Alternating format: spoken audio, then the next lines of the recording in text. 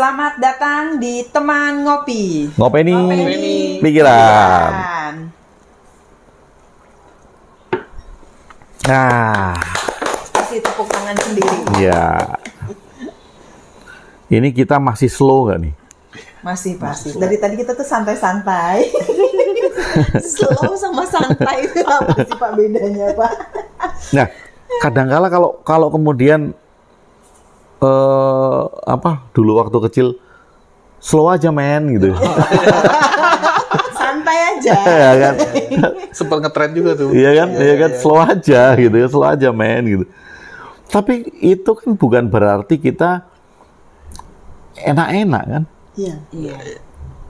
Bukan berarti kemudian ini kan tipis banget bedanya. Hidup nyantai gitu ya. Hidup nyantai, males. Ya, males ya. Iya kan? Iya. Kalau hidup santai boleh. Tapi kalau santai itu dimaknai males, nah ini yang bahaya kan? Iya. Jadi yang harusnya bangun pagi karena ada kerjaan, ya udahlah bangun siang. Slow man gitu kan. Nah, dia menutupi rasa malasnya dengan slow living, dengan istilah slow living kan.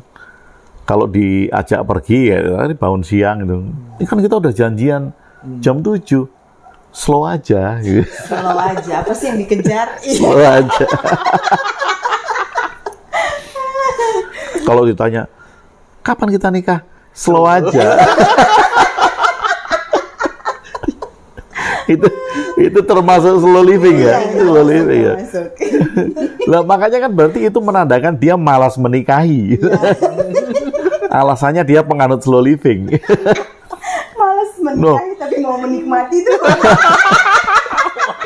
Ada nggak sih? Tanya. Hubungan kita sudah 10 tahun, kapan nikah? Slow aja. Emang mau dibawa kemana sih? Iya. Ya, kan? Udah alasannya tadi kan, terus kita nikmati hidup ini. Lah itu banyak yang salah kaprah ketika ada paradigma slow living dan slow living itu digunakan sebagai pembenaran rasa malasnya. Iya. Atau bahkan kalau tadi yang ngajak nikah slow-slow tadi ya membenarkan rasa tidak tanggung jawabnya. Iya. Ingin apa tadi? Menikmati apa tadi? Tidak ini menikahi, Oh. cukup menikmati ya. Mau menikmati, nggak mau menikahi. Oh, iya. Pas apa baru? Ya. Udah kalau kayak gini Evi lah ya. Yang bikin joke kayak gini udah lah ya. Nah kan banyak yang kemudian mencari pembenaran dengan itu kan. Bahwa slow living itu santai. Pembenaran atas malas. Pembenaran bahwa dia itu nggak penuh daya juang. Itu kan membenarkan kalau kemudian melakukan sesuatu dan tidak maksimal, kemudian hasilnya juga nggak maksimal, ya dia akan berargumen hidup kan santai, slow living man. Bahkan kemarin di video slow living yang saya buat kan ada juga komen kan, kalau kita mempunyai satu filosofi yang bagus dari Ki Ageng Surya Mentaram tentang 6 so itu, ya karena semuanya so ya. Kemudian ada yang komen nambahi. Sak sae, sak geleme, sak karepe, gitu kan. Nah, itu kan udah beda banget ya. Beda banget kan? Artinya beda, kemudian implementasi juga beda. Kalau sak sae itu kan semaunya sendiri. Padahal 6 so itu kan nggak ada yang semaunya sendiri. Orang bicara sak cukupe ya cukup. Artinya kita tidak menjadi orang yang serakah. Oh itu cukup. Sak benere. Kita bertindak atas sesuatu yang benar itu bukan tentang kebenaran ya. Merasa paling benar. Tidak merasa paling benar dan sesuatu yang kita lakukan itu tracknya jelas. Sak benere. Kemudian sak mestine. Ini mesti kita lakukan enggak? Atau sak mestine itu keinginan kita atau itu kebutuhan kita. Itu mesti nggak? Ini mesti kita lakukan nggak? Kemudian kita perlu nggak melakukan itu? Lalu sak penae. Nah, sak penae ini kan bukan sak sae. Bukan suka-suka gitu. Bukan suka-suka. Kadang-kala kan agak sedikit susah mentransliterasikan bahasa Jawa kan. Sak penae ke dalam bahasa Indonesia yang kemudian diartikan semau sendiri. Semaunya. Suka gue gitu. Nah, sak penae itu kan nyaman. Iya. Iya. Kalau saya tidak nyaman dengan sesuatu kan pasti ada yang salah. Iya. Maka kita cari pada saat saya mengerjakan ini bagaimana supaya saya nyaman, supaya saya penak. Kan bukan kemudian malah menghindari. Iya, iya. Nah kalau di komen yang video kemarin kan sak sae, Sak karepe, sak karpe. Loh, sak penak itu kan bukan sak karpe. sak geleme gitu. Sak karpe, sak geleme, sak sae itu kan mau suka-suka saya, Maunya kita. maunya kita. Mau bener, mau salah, mau ini. Dan kalau kita bangun siang ya nggak kita paksakan bangun pagi. Sak karpe kok. Iya. Sak-sakku. Ya bahasa Jawa ya sak karepku, sak-sakku, sak gelemku.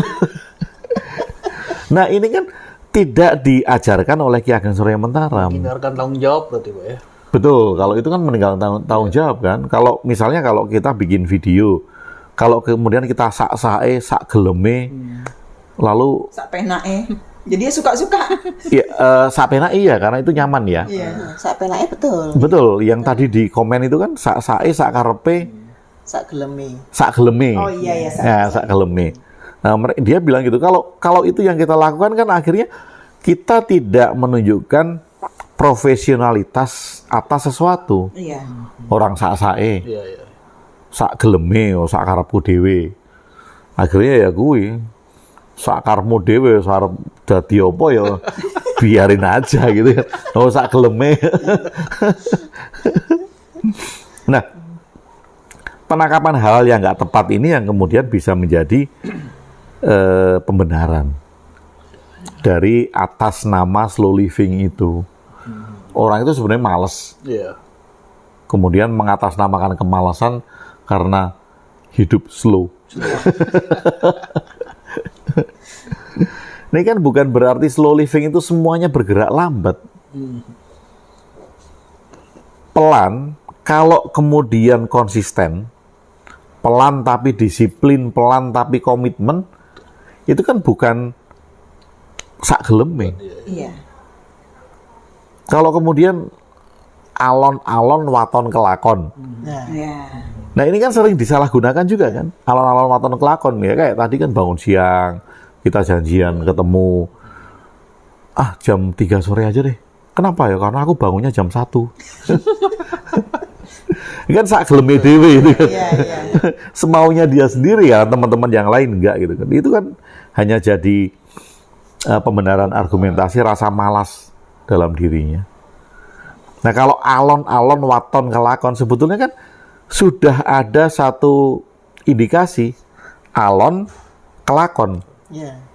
Kalau alon-alon yang nggak ada apa-apanya, ini yang ya udahlah sakarpe. Iya. Mau jalan ya jalan, mau enggak.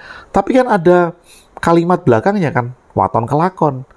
Nah, bisa kelakon atau bisa tujuannya bisa sampai kalau disiplin, Iya. komitmen, Konsisten. konsisten. Nah, jadi alon-alonnya itu kan masih koma. Yang diambil alon-alonnya aja. Alon-alonnya aja. Jadi sebagai pembenaran. Tujuan akhirnya dilupakan. Iya. Tapi kadang-kala ya kita susah ngelawan netizen nih. Iya. Apapun juga selalu akan ada komen yang nggak nyambung gitu. Iya. Kayak kemarin, saya lihat konten shorts ya, kalau nggak salah di TikTok atau apa gitu, menjelaskan tentang, bagus sih sebetulnya, yang ngomong itu di Rootnya Pegadaian, menjelaskan tentang tujuan hidup atau apa gitu kan. Jadi ada dua untuk bisa menyelesaikan tujuan hidup gitu. Saya lupa pastinya. Tapi komennya itu aneh. Aneh-aneh. Komennya banyak aneh-aneh yang kemudian bilang, ya terus kalau saya punya utang banyak, Nggak bisa dong dengan cara bapak gitu. Loh itu salah kamu kan utang itu. Kok jadi salah?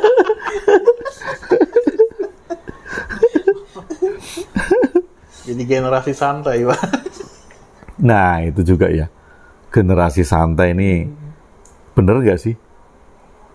Kalau ada generasi santai itu, Nah, atau itu hanya stereotip hanya aja, stereotip aja ya. yang kemudian melakukan penelitian kalau ada generasi muda sekarang itu generasi santai itu terbukti nggak sebetulnya? Tapi kayaknya enggak Enggak sih, juga cuma, sih. cuma apa idiom ya. Atau iri generasi baby boomers ini? Wah, Evi enggak. Mohon maaf ya, saya belum. Evi sudah masuk sedikit ke milenial. Gitu. Bukan Gen Z ya, tapi milenial kan masuk kan tahun 90 kan mulainya milenial sampai tahun 2010. Nah 2010 ke sana kan baru Gen Z. Nah ini mungkin keirian kita melihat bahwa anak-anak milenial itu lebih kreatif. Dia bekerja bisa cepat. Betul. Kalau bekerja selesainya cepat, otomatis istirahatnya banyak. Iya. Iya. Nah, baby boomers ini hanya melihat istirahatnya banyak. Dia nggak bisa ngejar itu. Padahal kerjanya dia udah selesai gitu. Nah, kerjanya si baby boomers ini kan nggak selesai-selesai. Karena dia nggak bisa bekerja cepat. Iya. Akhirnya karena hanya melihat istirahatnya yang banyak, kemudian dia mengecap itu adalah generasi santai gitu kan, mungkin aja ya. Bisa jadi. Itu adalah rasa iri para eyang-eyang.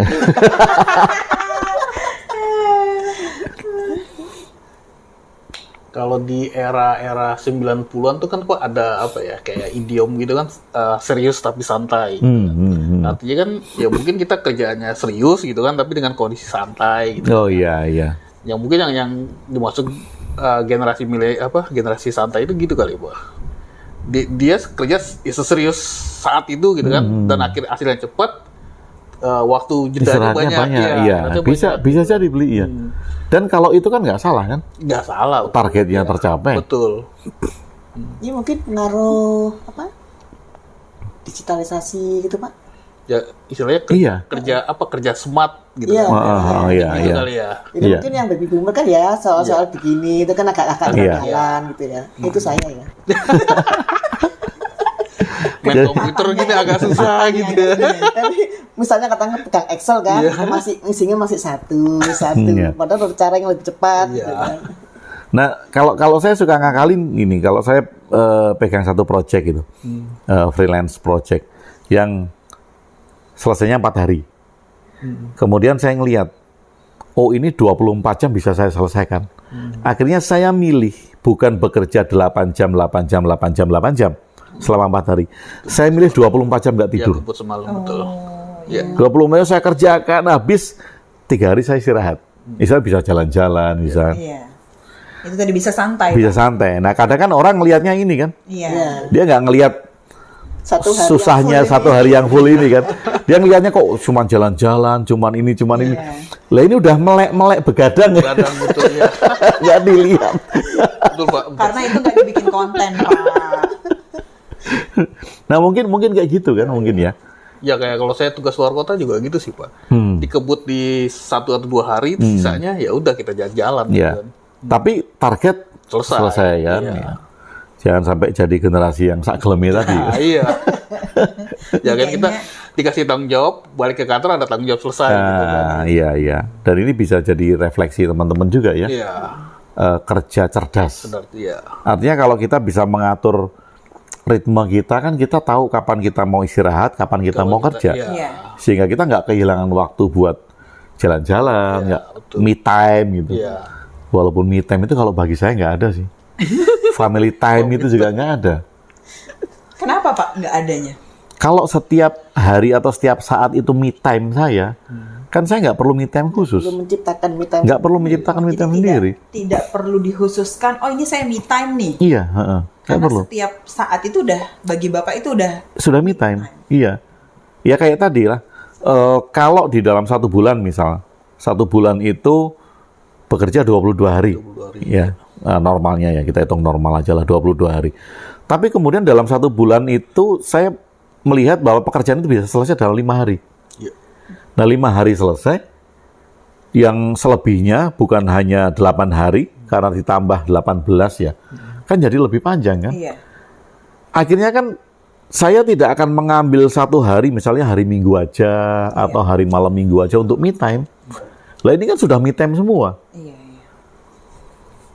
Sama dengan family time. Family time itu kalau setiap hari ketemu keluarga misalnya, walaupun itu hanya pulang jam 9, jam 10, kemudian dia sengaja mengadakan waktu family time, ya berarti di dalam setiap harinya memang dia kekurangan itu. Walaupun ini nggak salah loh ya. Iya, iya. Iya. Walaupun itu nggak salah. Tetapi kita masih harus melihat, kalau saya menyediakan waktu khusus untuk sesuatu, berarti kan saya kekurangan itu. Iya. Nah ini saya jadi cerita menarik. Pak Harto, pada saat diberikan kesempatan untuk masuk ke Ka'bah, ada kok di salah satu buku Soeharto itu, tidak banyak kepala negara yang diberikan kesempatan untuk masuk ke Ka'bah kan, untuk dibuka pintu. Nah, Pak Harto itu suatu waktu haji kemudian diberi kesempatan untuk masuk sana. Di Indonesia kan ditanya sama wartawan, bagaimana perasaan Bapak pada saat masuk? Apa jawaban Pak Harto? Biasa saja. Banyak yang menghujat. Ya konteksnya beda kan. Kan? Iya, iya. Nah artinya gini loh, kalau bagi Soeharto masuk ke dalam Ka'bah itu sama indahnya dengan setiap hari yang dirasakan, Nah, Iya. kan biasa aja. Biasa. iya. Kalau setiap harinya itu orang-orang yang stres, penuh hutang, penuh pikiran, Penuh beban. penuh beban, ketika dia ke tanah suci, Itu luar biasa. luar biasa. Karena di sana nggak ketemu masalahnya. Iya kan? Merasa rilis gitu ya. Iya. Ya kayak tadi, kalau setiap hari dia sudah merasa bertemu Tuhan, kalau Tuhan itu ada. Ya nggak apa-apa lah. Kalau setiap hari dia sudah merasa bertemu Tuhan, dia pergi kemanapun itu biasa. Biasa. Iya. Bagaimana perasaanmu ke tanah suci? Biasa. Itu dihujat loh. Karena dia nggak memahami konteksnya kan. Iya. Loh, kalau setiap hari sekali lagi dia berjumpa dengan Tuhan, dia bahagia karena menyatu dengan Tuhan, dia pergi ke tempat yang diakui sebagai rumah Tuhan, ya biasa aja. Terus setiap hari dia ngerasain itu. Kayak tadi kan, me time, family time. Kalau memang setiap hari kita bisa melihat itu adalah bagian-bagian waktu dari me dan family, ya kita nggak perlu waktu khusus untuk itu. Tapi banyak yang marah kalau kita bicara itu. Mungkin dipikirnya ngiri gitu. Iya. Ah lu aja ya nggak pernah jalan-jalan gitu. Saya sudah tiap hari ya jalan-jalan. Dibayar buat jalan-jalan ya. Jadi nggak perlu ngiri. Kadang itu yang menjadikan kita itu untuk mencari sesuatu yang nggak kita punya. Ya setiap hari sudah menikmati momen-momen, sudah penuh dengan sukacita. Ya ketika merasakan atau di tempat yang dikenal orang itu menawarkan sukacita, ya akhirnya ya biasa aja. Karena Setiap hari kok. Udah suka cita ya. Iya, setiap hari udah itu. Udah merasakan itu. Nah, ini yang kita ajak kepada teman-teman untuk melihat kembali kalau 6 so-nya Ki Ageng Surya Mentaram. Iya. Oh, sempat hilang tadi. 6 so-nya siapa ya? Disorientasi itu. 6 so-nya Ki Ageng Surya Mentaram. Bukan tentang sak geleme. Bukan tentang sak sae. Iya. Dan bukan tentang Sakarepe. sak karepe, bukan. Bukan sak sae, bukan sak geleme, bukan sak karepe. Kalau sak sae, sak geleme, sak karepe itu semau gue. Nah, kalau sudah semau gue ya kita nggak tanggung jawab. Iya. Tidak bertanggung jawab atas diri kita sendiri, tidak bertanggung jawab terhadap langkah-langkah yang kita ambil. Dan akhirnya ketika konsekuensi datang, kita biasanya melarikan diri dari itu. Lari dari kehidupan. Iya. Kemudian menyalahkan orang lain. Ya, paling enak. Atau minta tolong. Yang ngutang dia, uangnya sudah dihabisin sama dia, minta tolong. Tolong selesaikan masalah saya. Ya, Pak Agung gimana caranya ngelunasin hutang saya gitu. Lah kan udah kamu habisin. Jadi supaya kita cukup, kita butuh, kita mesti, kita bener, kita penak, dan kita perlu untuk ngopi, kita seruput kopinya. Karena atas dasar butuh, cukup, bener, mesti, pener, perlu. Ya, mari kita seruput.